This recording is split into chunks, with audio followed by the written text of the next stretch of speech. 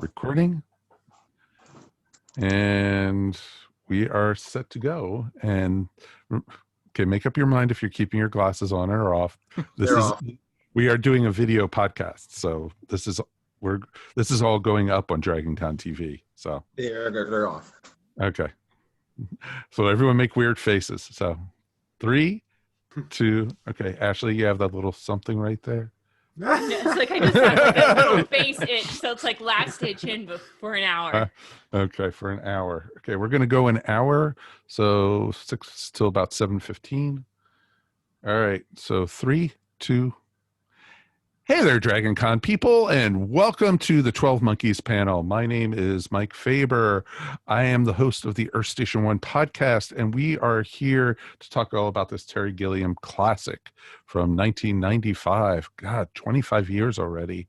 It's crazy to think about where and what's happened since this time and how appropriate this film is to what's going on in society today. Big thank you to Joe Crow and Gary Mitchell of the Classic Sci-Fi Track for letting us do this panel. And we've got a great bunch of folks to talk all about this film. And folks, if you have not seen 12 Monkeys yet, why not? Come on. It's a great movie, and we are going to spoil the heck of it. So first, to my left is the young lady, the wonderful movie reviewer for the ESO podcast and the ESO network, is Miss Ashley Pauls. Hello. And we have Mr. Mike Gordon, my co-host on Earth Station 1 and Earth Station Who, and you might have heard him on the DragonCon report. Howdy. And of course, you can't forget Tiki Zombie, an amazing comic book that he is the writer and publisher for. And, pretty cool guy, just in general. Mahalo. Okay. And also for the ESO network, we have Keith Johnson. No, sorry. Cut that part out, Gary. For the ESO network, we also have Kevin Eldridge from the Flopcast podcast. Hello, everyone. Yes, I am also from ESO. I am from the Flopcast. I think there was a mix-up. I was told this was the 12 Chickens panel, but I shall do my best. And, he is coming to us live from the Marriott, for making us, feel... Hurtling to my doom from the top of the Marriott. Exactly. It's a very tall building, so I think I can last through the hour before splattering on the atrium ballroom level. Yeah, you'll just be falling for so long, you'll stop screaming eventually, so it'll be good. Yeah, it'll be okay. That's good. And last but not least, Mr. Keith Johnson. He's been a participant on Earth Station 1 many times. And when I told him, hey, we're talking about 12 Monkeys, he said, Mike, I've got to be there. I really got to be there. So, my friend, welcome to our panel. Thanks, and thanks for having me on the podcast. Or am I really here on the podcast? Or am I in your mind? Or is this a mental divergence? Is this today? Is this the present? Or is this the past? Exactly. That's what we have to try to decide. Or is this just one big loop that we're living over and over again? This movie, I'm just jumping in with both feet. This movie was one I saw in the theaters originally, and it threw me for a loop so much that it took me a while to digest it, and probably at least 2 years till I was able to watch this again. And it was just, something about it just was like struck at me, like how close to reality this could actually be in some ways. And so I'm very curious, and we'll go around. I know, Ashley, have you seen this film before, or was this your first time? This is my first time to watch it. I had heard about it, that it was kind of a trippy science fiction movie, so it was always kind of on my to-watch list. So I was really excited when you just chose to do a DragonCon panel on it. And I think it's particularly interesting to watch it in 2020 when we are actually in the middle of a pandemic that has spread similarly to the way it did in the movie. So it's really scary sometimes to see how science fiction can become reality. Very much so. What about you, Keith?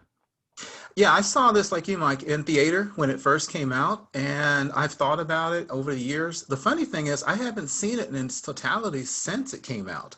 So, oh, wow. Yeah, so of course it's so familiar to me. I watched it again and really loved it. And I thought one of the things that was fascinating, this is the absolute truth. Probably in January this year, I was thinking, we don't have a lot of movies about viruses and world-ending pandemics anymore. anybody who grew up like I did watching late 60s and early 70s science fiction, that was a huge part of it. Star Trek warned against biological warfare, movies like the Andromeda Strain. Then, of course, the pandemic hit. And then when you mentioned this, I thought, man, is this such an appropriate movie for this time? Yeah, you were saying, we don't have any movies about pandemics or anything. So, reality just said, hold my beer and just, took it from there. So it's pretty awesome. Right. Mike Gordon, what about you?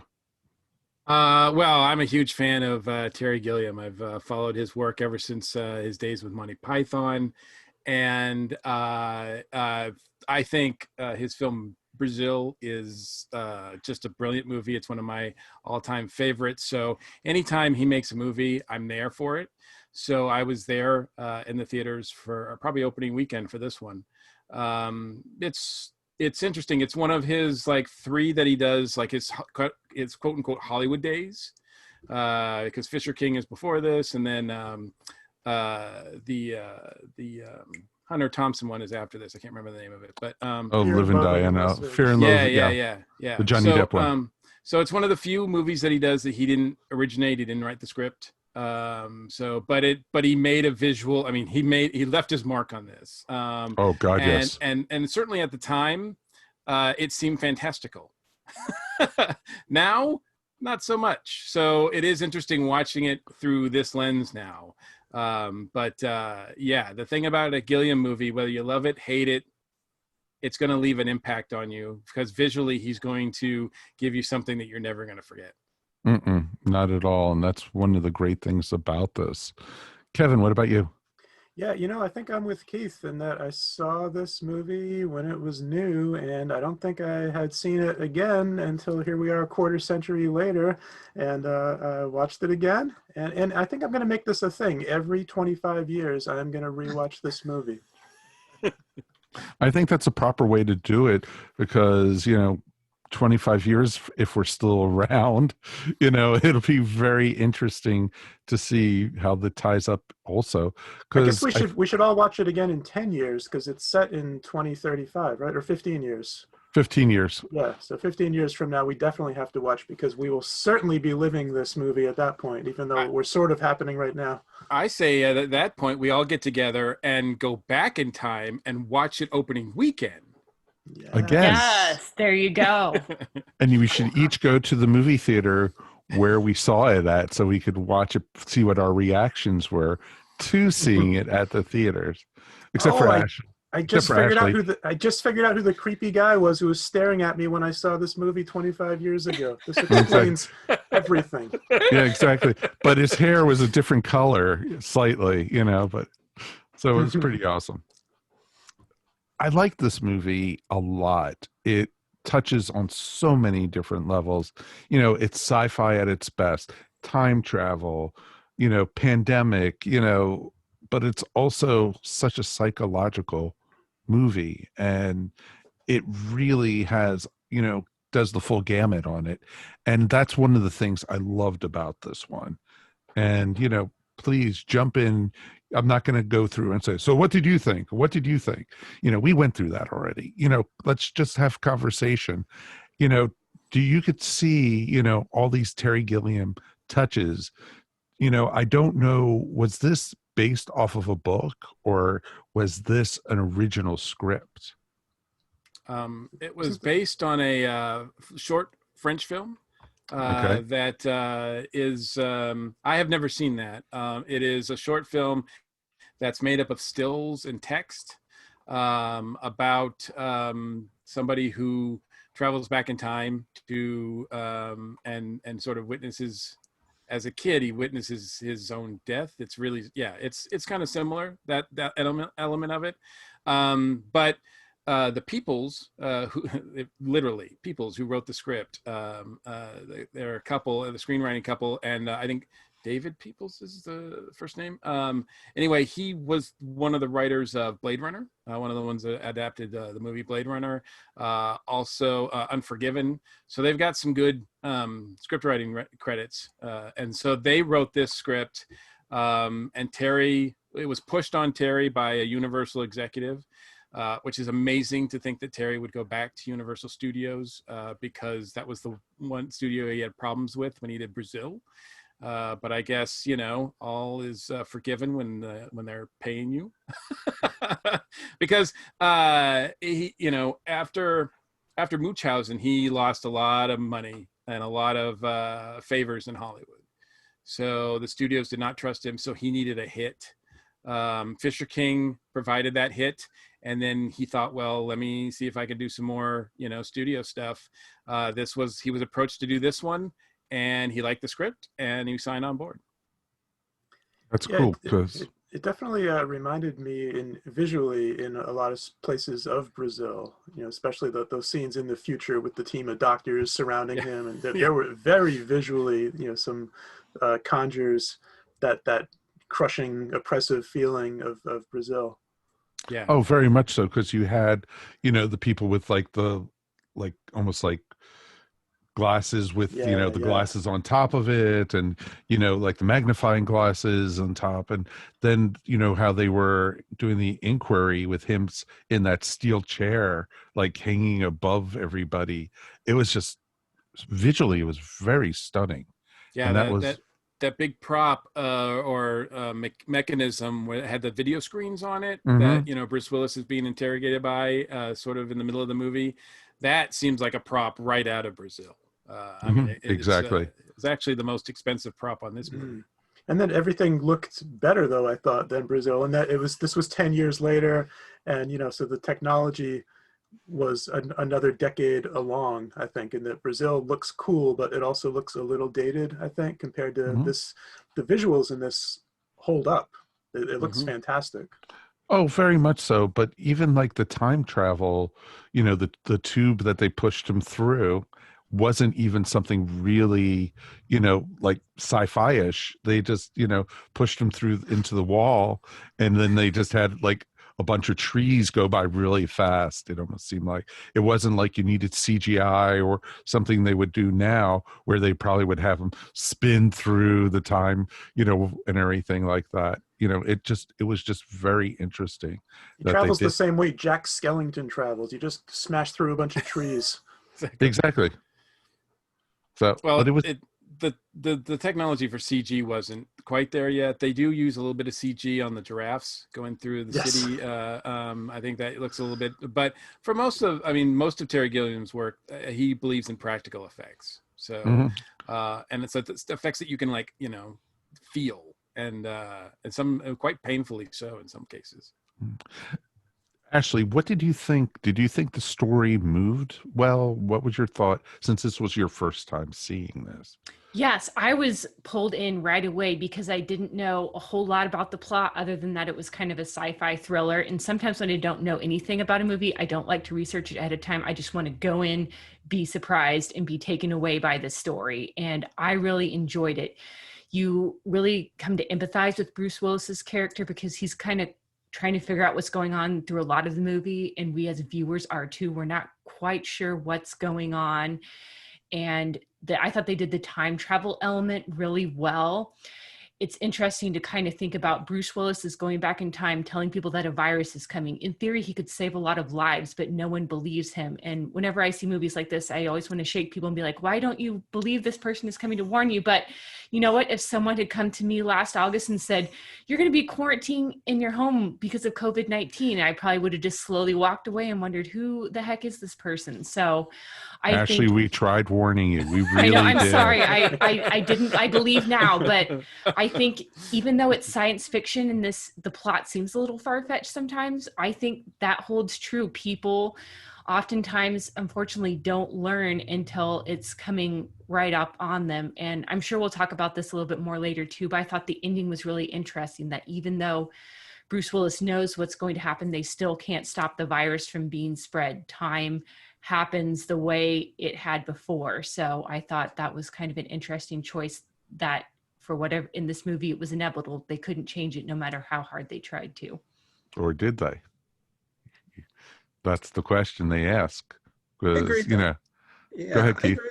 Yeah, sorry, I agree with that. I thought that was an interesting thing that I kind of sort of forgotten since it had been 25 years since I'd seen the movie, which is, as you know, when you look at time travel movies, there's two or three different things that can go with a time travel movie. One of them is you truly change time, such as the second Terminator movie, where Sarah Connor thought she had prevented the future, or in innumerable Star Trek series and movies where they truly change time.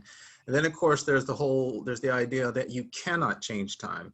And a movie I remember that really, I think, talked about that was the remake of the Time Machine, the one with Guy Pearce, Yes. Mhm. from a while back, where he could not change the past, and the time was immutable. And then, of course, there's the one that the new Abrams movies hits, which I think is probably the most realistic, which is if you change time, you create an alternate universe, and the timeline you were originally in goes on. But as Ashley said, this movie was fascinating because he couldn't change the time. He was that. It was like the grandfather paradox. If your grandfather dies, you can't be born to go back and kill your grandfather, blah, blah, blah. So in this movie, he couldn't change it. It was a loop that was already there. I found that fascinating in the movie. I'm curious. I haven't seen the series, so I'm curious to see what else happened after he died. And I guess Jose and the other guys went back. Did they get the virus in its unmutated form that they needed?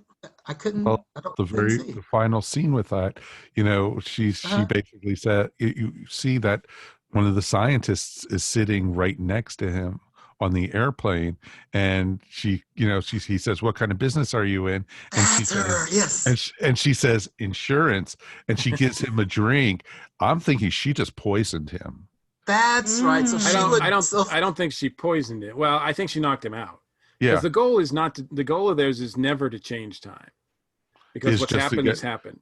they just just need a wanted to get the sample. virus. Yep, they want to get the virus in its virgin form, and so that they can create a cure in the future. So I think now it's not told to us whether or not they can change time, or whether or not you know. So we don't know if they just don't want to, or if they can't. Well, Mike, that's a good point because when Jose came back, he told Bruce Willis, he gave him a gun and said, "You know what you have to do." So were they wanting him to assassinate the guy who had the virus? Was that what his Yes, goal was? that was what the So, goal was. okay, so to Mike's point, were they trying to kill the guy and prevent him from releasing the virus, or kill him and just get the virus and take it back to the future? Because if they killed him, he would never have released the virus, and then they wouldn't have. I couldn't tell with that either. To your point, Aha. you know. See, Keith, now you know wibbly wobbly, timey wimey. Yes. Right. Yeah. Exactly. Exactly. I mean, it could be argued that they know that Bruce Willis's character dies with a gun in his hand in the airport, so he has to get the gun from somewhere, so they give it to him. Oh, interesting. I never thought of that. So, because they have the, you know, they can see everything because they know everything that's happened, so they know what's supposed to happen. So, but I mean, you know, you could go either way with that for sure. Well, yeah, that's I what- didn't, yeah. A friend of mine once said about this is the reason the scientist is there because she stops him. That's how everyone in the audience continues to live, because Wow. she Oh. stops the scientist, and the virus never happened. The scientist, you know, is stopped from spreading it to all those cities like Bruce Willis, you know, said it did. So that's, you know, one of the things, and that's what in an interview Terry had said that was one of the possible endings that you could take from it. Yeah, I mean, So- it's an open-ended ending in that we don't Yeah. know exactly how this is going to play out. We're left on a cliffhanger of here's the scientist insurance lady from the future obviously is there to handle this guy with the virus somehow, and we don't know. Does this prevent 5 billion deaths, or does this just enable them to start rebuilding the future in 2035? We don't know, and we don't need to know. You know, you can that's a satisfying ending to the movie, I thought. Now there was a TV series, and again, as Keith mentioned, and I've never seen any of that, so I have no idea what happened Same here. in the series. I think I heard it was pretty good. Yeah. It's Yeah, I heard it 3 was good, seasons too. worth.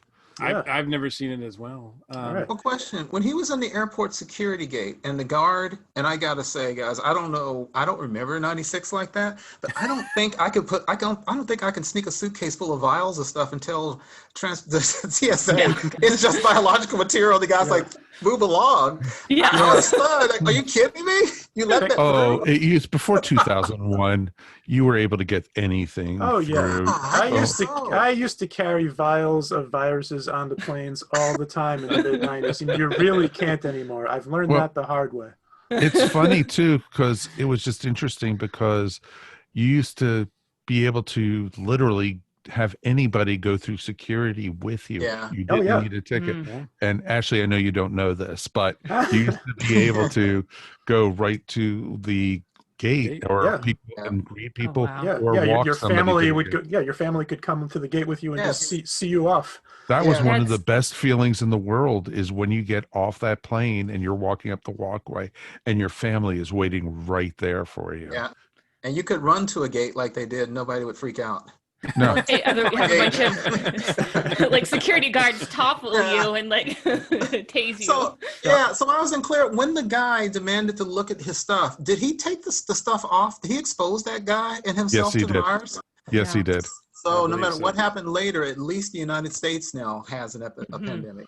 Or at least Philadelphia. does. Yeah, right. Philadelphia. Philadelphia. Oh, Yeah, okay. even if they shut it all down on the airplane, there, it's still out there to some extent. Yeah. But then you think, well, maybe they could contain it. Who knows? Oh, okay, interesting. Yeah, the old security guard. He's a goner. Sorry to say. Yes. Yeah. What did you guys think of Brad Pitt's character in this?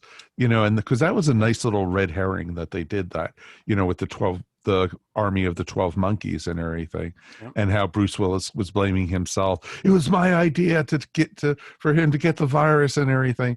And then him realizing wasn't even there. Brad Pitt's character was so out there that he wasn't even thinking virus, but they had you thinking that. What do you guys think? I thought Yeah. that was great. And it actually kind of caught me off guard again. Not having seen it in 25 years, I'd kind of forgotten that. Because if you think about it, like you said, like the term, the army of the 12 monkeys, it can sound really crazy or it can sound really ominous. And it, in light of thinking about something that starts a worldwide pandemic after the fact, it sounds really ominous. And I had kind of forgotten. So when they were sitting there and they're just seeing like lions and giraffes run down the street, and like the one guy, like some of the guys, like, okay, he really was crazy. That was really it. If you didn't know, if you just known, say if you know a broad description of the script of the movie, you would think that maybe they infected 12 monkeys or something and released these animals, infected animals into the world to infect humans, which could happen. So you're right. That was a great red herring, absolutely great red herring. And one of the things I thought was so funny is when he went to the event at his dad's place, or at the event his dad was speaking, and Brad Pitt kind of looks okay. And then he opens his mouth and you're like, oh my gosh, that guy's loony as a Bessie bug. He still lives. So you're right. That was a perfect red herring because you're thinking, is he truly a demented kind of evil out of, insane genius? No, he was just kind of loony. That was wild. But that other guy used him, which is fantastic. And that was a great way to do it. And Brad played it perfectly. I thought he knocked it out of the ballpark.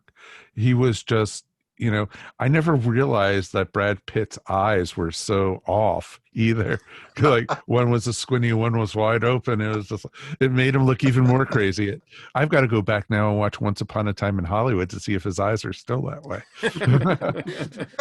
To your point, did he somehow open his left eye wider than his right? Because his left eye was noticeably bigger, wider looking than his right eye. Like you said. Wow. I wonder how much that hurt to do that during filming. I definitely think, this was very early on in Brad Pitt's career.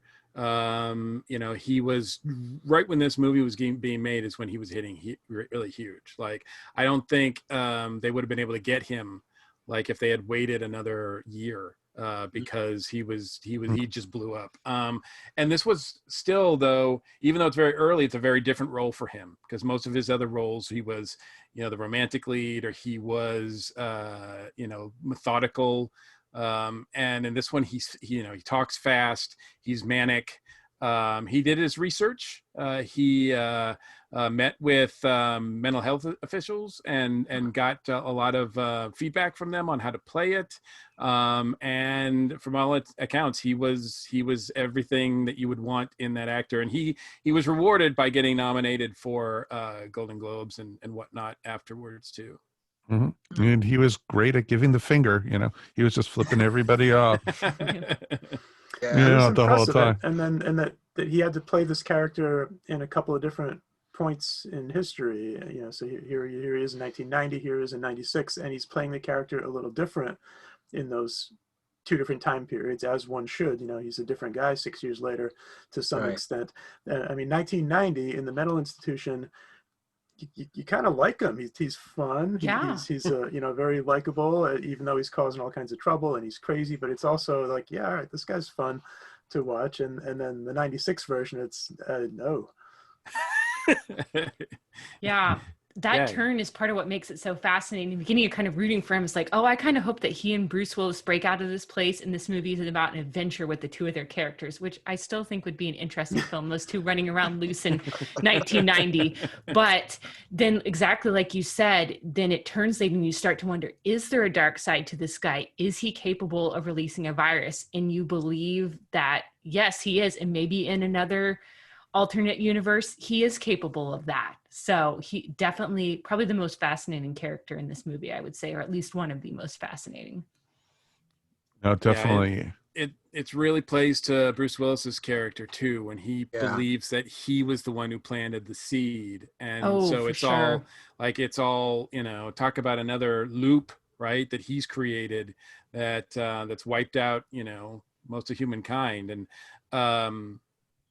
I guess, we can talk about Bruce Willis too. I think, Bruce Willis coming off, a lot of stardom on his part, doing the Die Hard movies and everything like that. This was a risk for him. Mm-hmm. And I think he is to be commended because, I've heard positive and negative things about him, but judging by just his performance in this, he gives it everything. And that means like everything. Like he's naked a lot. Yes, he is. But not only physically, but mentally and emotionally, he's naked and vulnerable a lot in this movie, more so than I think any other Bruce Willis performance that I've seen. Yeah, mm-hmm. Bruce Willis is a guy you think, okay, he can do comedy, he can do action, and that's really what we expected and knew from him in the mid 80s through coming now up to the mid 90s. What I was most impressed by out of Bruce Willis up to this point was Pulp Fiction. I thought, his little segment in Pulp Fiction was the best Bruce Willis I'd ever seen up to that point. That was just the year before. Right. Yeah. Pulp Fiction was 94. Bruce's performance in 12 Monkeys is quite remarkable. And also just to look at this character, this is your leading man. Here's the star, your hero, so to speak, of the movie. He spends the entire movie drugged, confused, injured, in pain, literally the whole movie. There's never a point where he's in control, at full strength, in command. There's never an action hero moment where he just gets to clean house and run across the room, beating everybody up. He's always at a severe disadvantage. Sounds like college to me, so it's okay. I agree. I thought that too. It was interesting because he was vulnerable, and when the movie starts, you could kind of sort of think he's going to be a fairly cliched character because they kept talking about how he was a psychopath or whatever. He had homicidal tendencies. He beat up these people. Even when he goes back in time, they said he beat up 5 cops. But to your point, it wasn't like it was one of those standard movies where they go take a guy who's basically on death row and they send him on an impossible mission.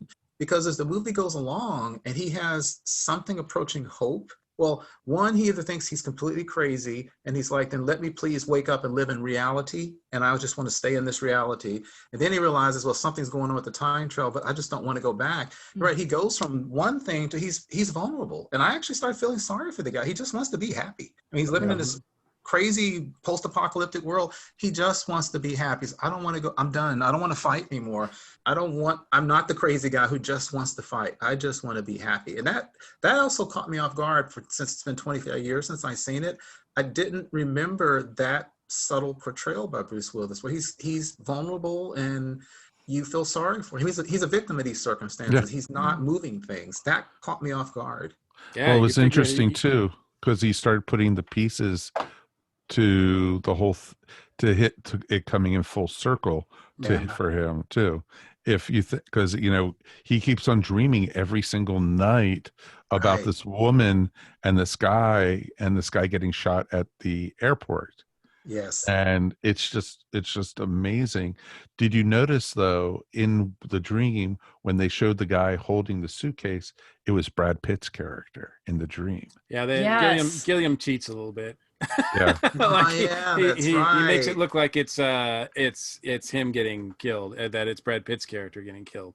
That's right. Yeah, but that's to play with the whole. In addition to the time travel element, there's the whole psychological element that's at play here. Whether or not Bruce is crazy or not, Yes. plays into a lot of Gilliam's work about whether or not you can trust what your eyes are showing you, and what whether you can believe and trust other people, or and believe and trust your own memories. right, You exactly. cannot. Memory is unreliable. So I would say Yes. it wasn't a cheat for Gilliam to put Brad Pitt's face in there. That's Agree. something that could happen every time you remember something. You're not just pulling the file and getting the exact digital readout of your exact perfect memory. It's how you're different. interpreting It's it, different basically. every time. You are Totally. you're conjuring the memory anew every time. So its memory is malleable and unreliable. Right. Well, that's perfect, actually, because we've not yet talked about Madeline Stowe's character, and she actually was the linchpin in this movie Mhm. in a lot of ways, and she was just awesome as Dr. Rowley. It was just she was awesome, as She's kind of us, right? Yeah. she's the everyday person in this movie, and she was like the person, like she was basically, there might be some validation to what this guy is saying, and it just like, and there were times like in the car, I've watched too many action movies where I fully expected her to slam on the brakes and Bruce Willis going flying through the Yeah. window or something like that, Yeah, but the abduction sequence where Bruce abducts Madeline Stowe. That there were moments where it's like, why is she still going along with this? It seemed like she really could have resisted a little more than she did at times. But again, I guess you can excuse that as she was kind of psychologically being pulled into what he was going through, not even fully realizing what she was getting involved in. But Yeah. there were some awkward moments of, this, The way she was treating Bruce Willis reminds me of the original Star Trek episode Dagger of the Mind, when they bring the guy who was actually running that was the whole thing with the insane asylum, where the basically the mad scientist took over the asylum and put Kirk in the chair and all that kind of stuff. Mhm. And if you remember Dr. Van Gelder, the guy who was running the thing, when he first escaped up on the Enterprise, everybody kept saying he was crazy. And Kirk told McCoy, look, just send him back to the colony. And that the way she was treating Bruce Willis, and I remember in that show, McCoy kept saying, there's a faint ring of truth to the lunacy coming out of that guy's mouth. And everybody's like, McCoy, what are you talking about? McCoy said there's something in what he's saying that's beyond just crazy. And I like the fact that, as you said, and also I thought they did a fantastic job when Bruce Willis was killed, and those searing looks between her and young Bruce Willis. Because even I was thinking, like, what does she mean he seems so familiar? But that exchange, looking into each other's eyes, those eyes, and also again, back with memory, she wasn't sure, but that exchange had seared itself so much. I thought that was really fascinating the way they did that, where she's like, you seem exactly. familiar. Oh, That for was sure. cool. She's like setting up the future, past, whatever, so that he'll dream about her. And I thought she was really relatable, just especially in these pandemic times, because like, again, go back to last year, I wouldn't have believed that COVID was coming, probably, as people don't. And then as she starts to see more signs and to buy into it, then just like the horror and panic she feels, like, oh my goodness, this is real. Is there anything I can do about it? And not necessarily, but I think in the beginning, she really does have a sense of compassion for Bruce Willis's character. And like others have said, that little thread of truth in there that makes her, I think, unable to kind of let go of her connection with him. Oh, Right. exactly. And that's what the cool thing about it was, you could see as the story, especially when she heard about the little boy in the well, and Yeah. it came, Yes. and she found out, oh my God, he was telling the truth. And it was just from that point on, Mhm. she started researching it. And then, the World War I bullet in his leg, and Yeah. all the things were starting to add up, and she was like, this is something is going on here. Those And those 2 points really felt kind of telegraphed, which is not a criticism, but those were, because there's a oh, lot of of things. A lot of course things are they very very surprising in this movie. Those were things where as soon as he announces, oh, that the kid's not really in the well, he's hiding in a barn, and it's like another hour later that pays off. But as soon as he said that, okay, Mhm. that's how she's going to that's realize oh, that he of knows course. something. Right. Exactly. And you knew it. And to comment on the scene when they were at the airport, and, after Bruce Willis got shot, she was you could see her, she was frantically searching the crowd for Bruce Willis's, as a boy. She was looking for him Mhm. because she knew he was there watching this whole thing go down. And it was just awesome. Her performance was like, yep, this is the everyday person. This is, Mhm. what it was. Yeah, and I The everyday thought, person, but she's also the smartest person in the movie. Oh yes, God, yeah. Yes. Yeah. definitely. And to your point about her performance, I thought her performance, and I think Bruce Willis in some ways at that time, especially uncharacteristically tender performance, the scene that's actually kind of heartbreaking is when she calls the number and she gets in the car and she's laughing and she's saying, oh, it's nothing, everything's okay. And then she starts talking about the message she left, and he starts finishing it for her. And you see them, they're crestfallen. And she's like, wait, how do you know that? You couldn't have heard that. And then he said they played it for me basically in the future. And that was like everything. You saw the hope drain out of both of them. That was a tough scene to watch because she was Mhm. thinking either well, at that point they were completely wrong, or maybe they changed the future that she now seemed to think he came from.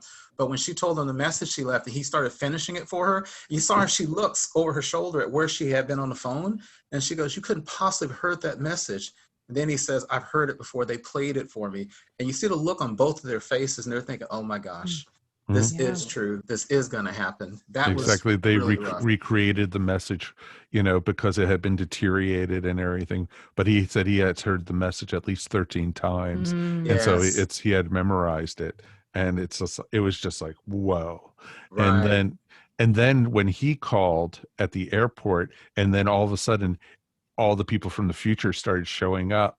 That's perfectly how time travel would work, Right. because it was only 5 minutes to him, but to them, they had 40 years to plan all this, Mhm. Right. It's and so, also And the, one of those kind of time travel story things you have to just shut your brain off and work with, Yep. because doc, okay, so he left that message, and then because Doctor Who, you they just didn't have to figure that one remember out that. until yeah. until just this point in the movie is when they managed to decipher the message in the future. Of But you know, course. the point with all those people in the past, and his friend Jose said, basically, I'm told Jose said, if you don't come back, I have to shoot her. And then the other guy with the white hair, the guard, was sent. I think that may answer the question we had about even if they thought they could change the past, would they have tried to change the past? Mhm. Because they didn't specifically say it in those terms, but it was basically, you're not allowed to stay in the past. So maybe they were concerned about, as Star Trek would say, interfering with the timeline, because like you completed your mission. They could have let them live there unless they were concerned that people from the Mhm. future in the past would change the future. So it kind of makes me think, given that they didn't want to leave anybody from the future in the past, that maybe they just felt, we don't even want to try to stop the virus. It was what it was. We go back to the future and change our future instead of messing with our past. At least that's what I kind of took from it with that. Well, I could see that totally. And the whole thing with him pulling the teeth out. Whew. Ooh. That was just like, yeah, And that he was kept just like, spitting up blood like 5, 10 minutes later. He would just bend over, spitting blood out in the street. And a couple mhm. times you saw people in the background. I always like to look at crowds. He was bent over, and you would see people walking around, kind of look at him, go, "Oh my goodness!" He was just bent over, spitting blood out. Oh, Mm. dude, how many of us have been in big cities and seen something similar? Maybe not spitting blood, but someone, on the street puking, or, Yes. something, look at Dragon Con. Hello, how many of us? You know, Right. how many people of them are from the future? Huh? Can't say that. No, that wasn't one of my. I thought that was one of the funniest lines in the movie, though, was as Nadal and Stowe, the two of them are getting off the bus. They're both bleeding from their faces, and she says, "Try to blend in." Yeah, that was Yeah. great. Actually, for me, the funniest line was right before that, when the cops come in and see the guy that's been assaulted, the pimp or whatever. His line, you know, they ask him what happened. He said he got assaulted he got attacked by a cracked out whore and a crazy dentist. And I'm like, that doesn't describe them at all. From that guy's perspective, I guess. Sure, absolutely. Well, you could have it that way. But yeah, I thought this movie was very, very, you know, there were no lulls in this one. This movie just continued, boom, building and building and building, and, you know, trying to figure out where it was going and all the different times. I had forgotten actually how many times they kept on pulling him from the past and then sending him back Right. and everything. I thought it was just one time and boom. And everything. I had literally forgotten. I had forgotten about the whole World War I thing. I had forgotten about, you know, that he went back to 90 at first, and then, you know, it was awesome. They seem to get their timing better as far as sending people back as the movie went Yes. along. Well, I think, was it Jose who said, "You better be lucky they didn't send you to ancient Egypt the first time"? Yes. So Yeah. they got Probably really a voice good. of experience. Yes. Yeah. Well, wasn't that Jose actually stayed in the World War I era for quite some time, and he almost became like a prophet? They were saying that he was warning everyone that, you know, in 60 years there will be a virus that wipes out humanity. You know, they were talking that was in her when she was doing her lecture at the university, and she was talking about him, and it was really interesting and everything. Yeah. To hear that. Good point.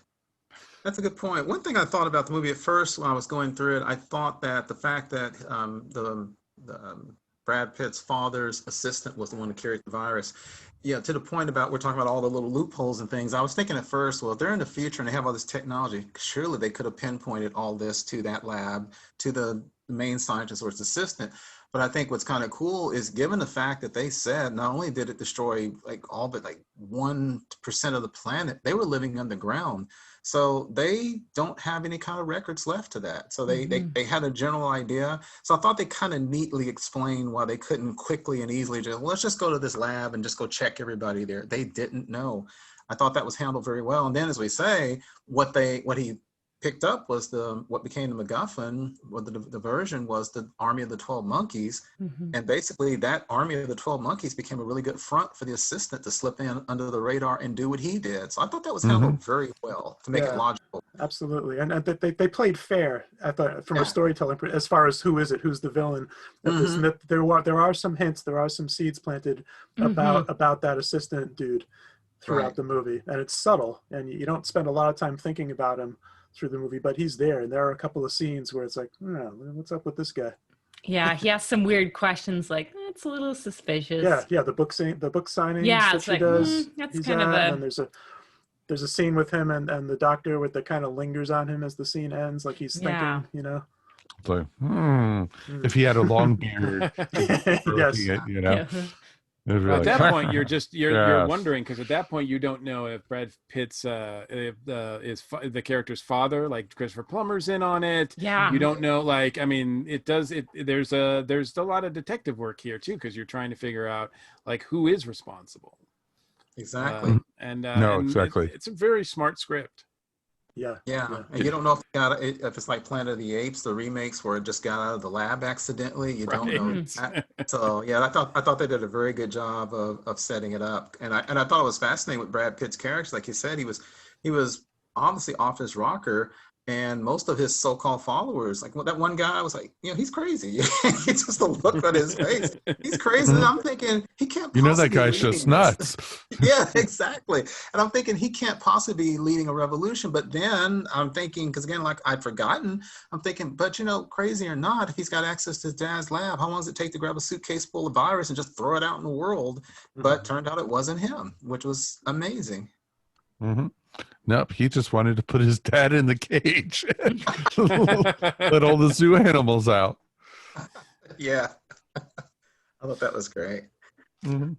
I mean, Yeah. overall, like I'm a story guy. I really appreciate a strong story when I read a book or watch a movie or a TV show. So a lot of shows that just have a strange concept and it just gets weirder and weirder, and they can kind of lose me if I Right. don't feel like they're giving me enough of a story to hold on to. So when you get into time travel and these kind of psychological conceptual things and unreliable memories and all these are that's dangerous territory for me to go into as a viewer. But that said, they pulled it off here. I felt like they really gave me enough story to hang on to, enough plot that I could follow it and through to be a very satisfying story. As it's not just, we're not just being weird. This is solid storytelling. Oh, for sure. It's wonderfully layered and complex, and it doesn't neglect the characters either. Like sometimes movies can get so focused on the plot, the characters almost feel like cardboard cutouts just moving through the story. But there were some very human and emotional and impactful moments. So it feels like it's just really hitting on all layers here. Yeah, you got a smart very script, much you so. got good characters, great actors, and a visionary like Terry Gilliam making it visually interesting. Yeah, I mean, it's just a winning combination all the way around. It was one of the interesting things with it also, when we haven't touched on this at all, is the cinematography and the scenery in this movie. Mm-hmm. There, if you noticed, everything was so filthy and Yeah. and dirty in this movie. From the future where you expect, you think Star Trek or something like that, where everything is clean and pristine. This future was dirty, even though, Bruce Willis's character, of course, was in jail, and jail's not supposed to be, but the labs were dirty, the where the doctors were and everything. And then when they went to the mental hospital in Philadelphia, that place was disgusting. The paint Right. was peeling, Mm-hmm. the rooms were rotted. It was just disgusting. And then the parts of town they were in was just trash everywhere. And Well, it's Philadelphia, Philadelphia. it is. I was about to say that. I'm sorry from anyone who is from Yes. Philly. Yeah, Philadelphia, we- send your letters to Mike Gordon. please do. So Joe Crow knows how to get in touch with Mike Gordon. So if you have any comments, especially and if you want to throw batteries at him, it's okay. No, so but it's interesting because Philadelphia, and I will say those, there's nice sections, but they showed the dirt, the under track, the parts where, under the tracks, literally, most of the places were under the underpasses or the sections of town that were deteriorating. And, it was just really, really interesting to see. Even like, when the only clean places in this movie was the mansion where they were having that party, Right. the airport, and also I think her apartment, which they showed real briefly. But other than that, even that hotel that they stopped at when he had originally kidnapped her was disgusting. It was just awful. And to that, I think that's right, Mike. And to that point, I thought the interesting contrast about looking at what relative definitions of comfort, given where he came from. Remember one time Bruce Willis kept talking about how beautiful the air smelled, how great the air smelled. Yes. What are you Oh, talking yeah. about? Yeah, it's like smog. Yeah, he's comparing it to 2035 air, so we're grading on a curve. Exactly. Yeah. Well, yeah, he literally, when he was on the highway, he was sticking his head out the window like a dog, sniffing Yeah. in the air. Or how like childlike he was. Music, I love music. Put more music on. I don't want to hear any of Yes. that bad stuff. Put on more music, and it was just awesome and everything. His reactions to it and everything. But the way these scenes were shot were just so well done with the lighting, and the lighting even caught the moods of each of the scenes. It was awesome. Yeah. I think one thing. Oh, I'm sorry. Go ahead, Mike. No, I was just about to say, I'm always marveled at the way that Gilliam can take even ordinary objects like the airport. I know they shot in the actual airport, and yet he made it look like a Gilliam set. Like, it just looks like, Mhm. because it's got smoke around it, you know, there's sort of like the air, like the sun's coming in, and it's just like eerie and fantastical. Gilliam has a knack for making the ordinary look fantastical. I think so too. And I think what his work did, what I found fascinating about the movie, especially on a rewatch, and probably someone for the first time, especially used to all the science fiction and time travel movies we've seen, there's actually not a lot of science in this science fiction movie, because it's so much more about, you know, the human thing. It's about, as you said, who can you trust? Can you trust yourself? Can you trust your memories?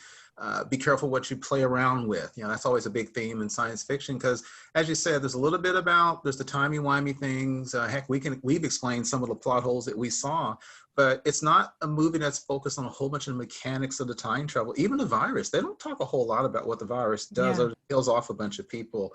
I thought it was really well handled. I didn't feel that I needed more scientific jargon in this movie, because that wasn't the purpose of it, the function of If it. only they wore their masks, they would have been okay.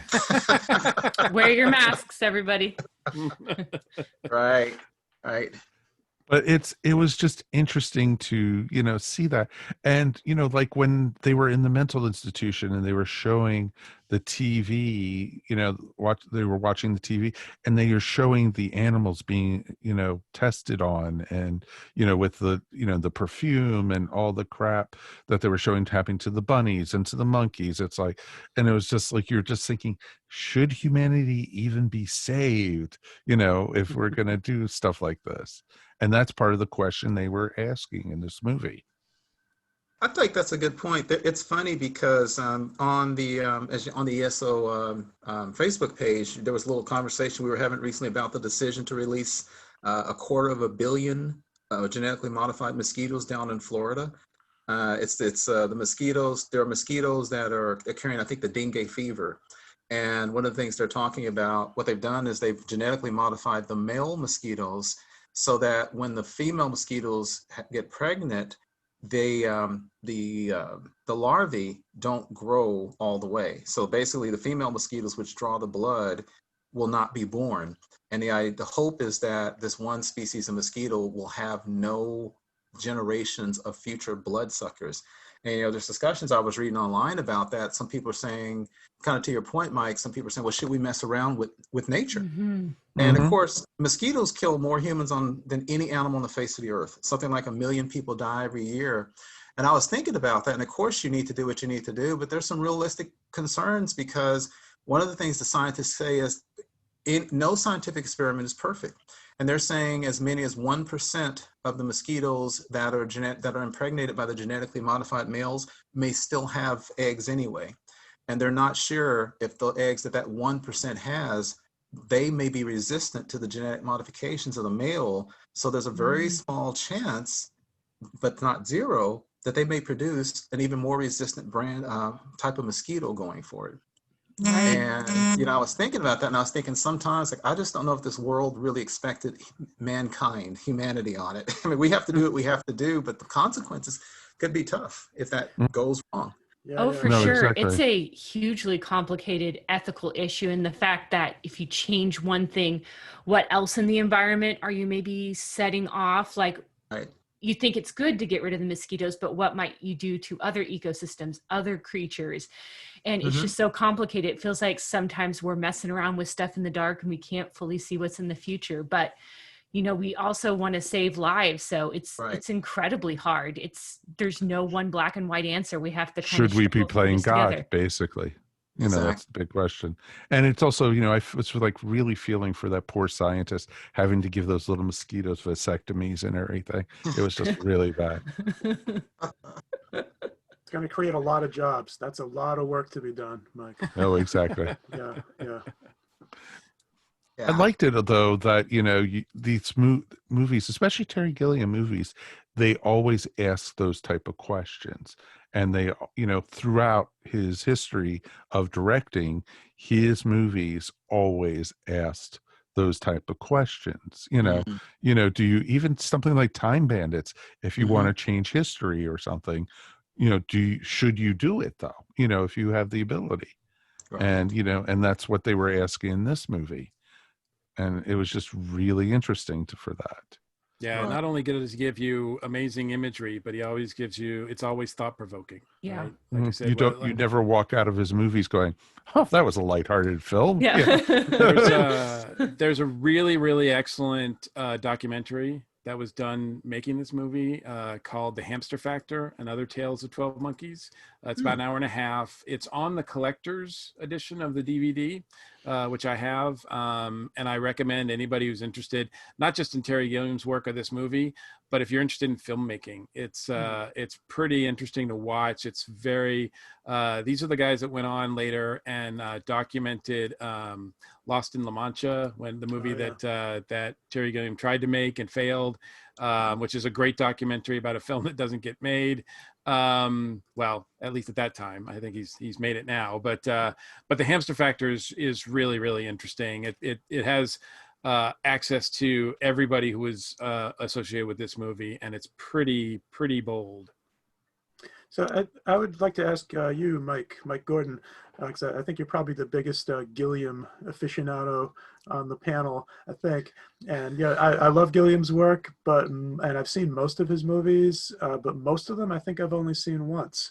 So as someone who's probably visited this material more than I have, how would you rank 12 Monkeys in the Gilliam pantheon?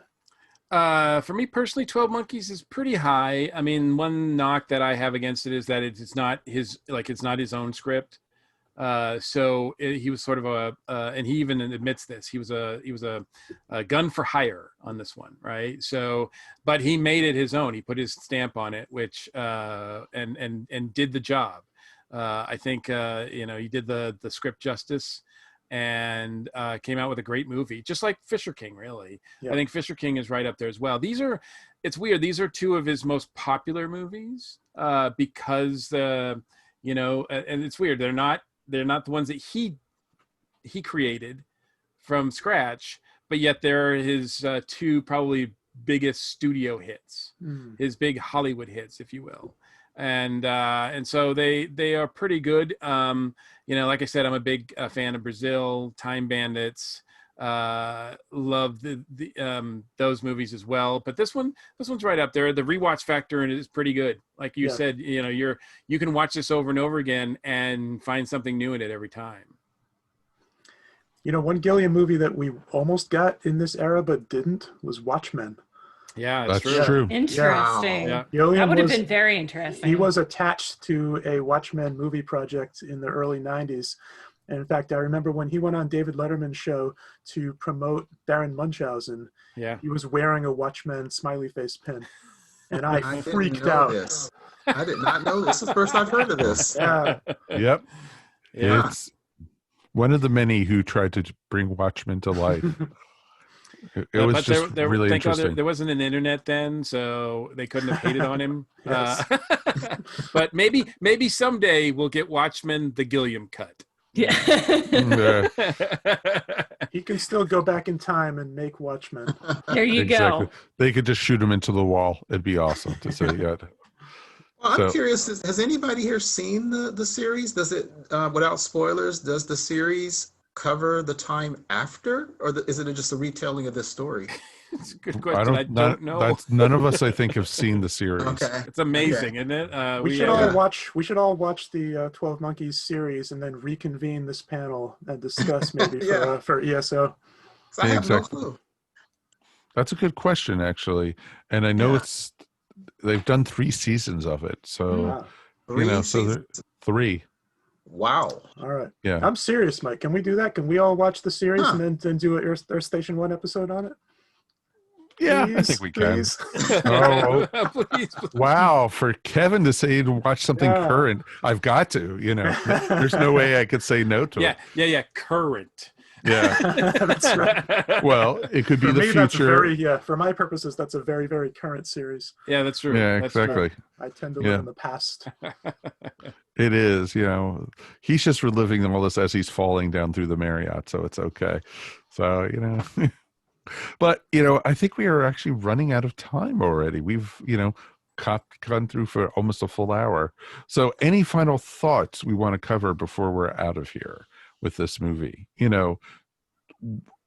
Like you had started saying, rewatching, I haven't watched this movie in 17 years. Keith, you haven't seen it since you saw it at the theaters. Right. Same thing with Kevin, I think. Yep. And, I think Mike's the only one who's actually seen it multiple times. Ashley, do you see this being a rewatchable film? Yeah.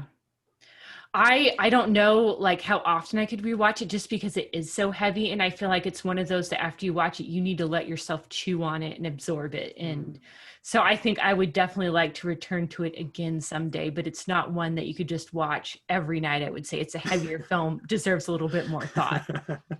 That'd be a rough life watching 12 Yeah, it Monkeys would, like, every unless night. you want to be real depressed. That's dark. Wow. That's dark. Now, Yeah. well, at least we know of an institute in Philadelphia we could stick you in case There you have go. to do that. Yeah, I feel like I had not seen this movie in a quarter century since it was new, I believe. But yeah, I would definitely watch it again, and I'm looking forward to checking out the series. And I would say it's great. So anyone who has not seen it, I think definitely should.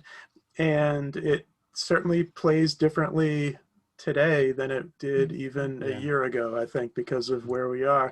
And I feel like to some extent it's like, I haven't watched it in a long time, but it's like the end of Pee-wee's Big Adventure. We don't have to watch it. We lived it. Yeah, good point.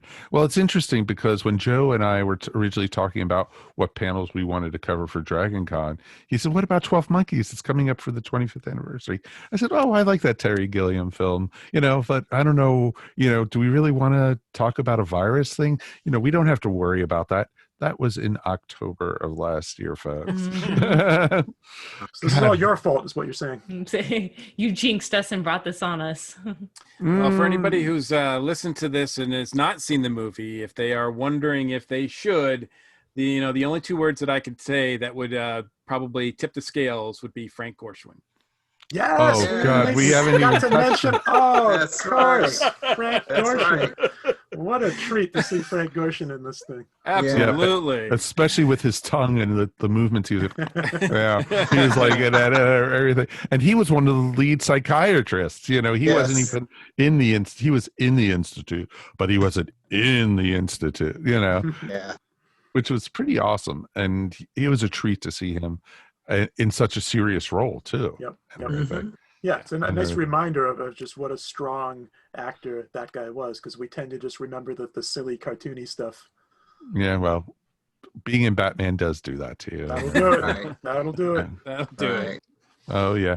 Well, that is going to wrap up our panel for tonight, guys. On behalf of myself, Mike Faber, you can find me at Earth Station One, which is earthstation1.com and part of the ESO network. Ashley Pauls, thank you so much. Oh, thank you. Always a pleasure. And how can people find you? You can find me over on Twitter at JediAsh1, tweeting mostly about Star Wars, surprise, surprise. And I also blog for the ESO network, a variety of movie and TV reviews. Of course, and Mr. Mike Gordon.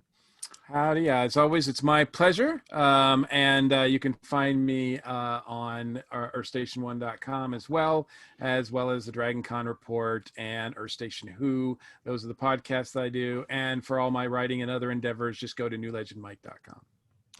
And Kevin Eldridge. Yes, I'm also on the ESO network. My podcast is called The Flopcast, and we're a very goofy, silly weekly podcast. We don't usually go as dark as something like 12 Monkeys. We tend to keep things really light and silly on the Flopcast. Check us out at flopcast.net. You mean Meatballs 3 was not as heavy as 12 Monkeys? That was the darkest, heaviest movie we've ever covered on the Flopcast, was Meatballs 3, yes. Okay. And Keith, thank you so Hi. much for being here, man.